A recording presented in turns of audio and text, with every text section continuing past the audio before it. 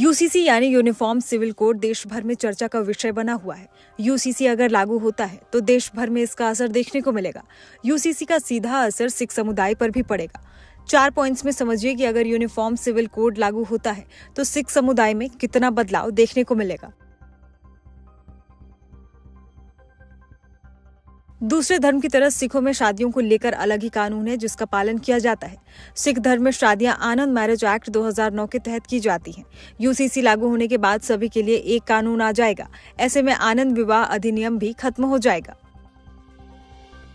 सिखों में तलाक के लिए वही प्रक्रिया अपनाई जाती है जो हिंदुओं में होती है। तलाक के लिए हिंदू मैरिज एक्ट के नियमों का पालन किया जाता है, लेकिन इस एक्ट में भी तलाक तभी ले सकते हैं जब शादी में किसी तरह की दिक्कत आ रही हो।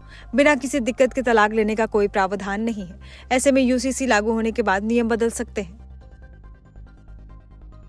फिलहाल सिख समुदाय में होने वाले प्रॉपर्टी के बंटवारे और उत्तराधिकारी को मिलने वाले फायदे उनके पर्सनल लॉ के आधार पर होते हैं। यूसीसी लागू होने पर इसके भी नियमों में बदलाव हो सकते हैं। सिख समुदाय की अपनी धार्मिक रीति रिवाज है जिन्हें समान नागरिक संहिता के लागू होने के बाद सीधे तौर पर संबोधित करना कठिन होगा।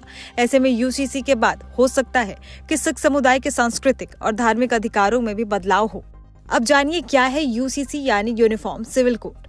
यूनिफॉर्म सिविल कोड यानी समान नागरिक संहिता, जिसका मतलब है भारत में रहने वाले सभी जाति, धर्म और लिंग के लोगों के लिए एक जैसा कानून होना।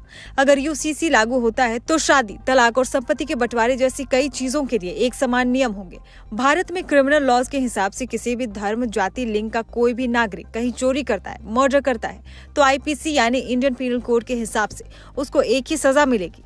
लेकिन शादी, तलाक, बच्चा गोद लेना और संपत्ति के बंटवारे जैसे मुद्दों में अभी तक सभी धर्मों के लिए अलग अलग रूल्स और रेगुलेशंस लागू होते थे, जिसमें हिंदू पर्सनल लॉ, मुस्लिम पर्सनल लॉ जैसे कानून का इस्तेमाल किया जाता था। अब यूसीसी अगर लागू होता है तो इन मुद्दों पर भी देश में एक ही कानून होगा जो सभी धर्म और जाति के लोगों पर लागू होगा।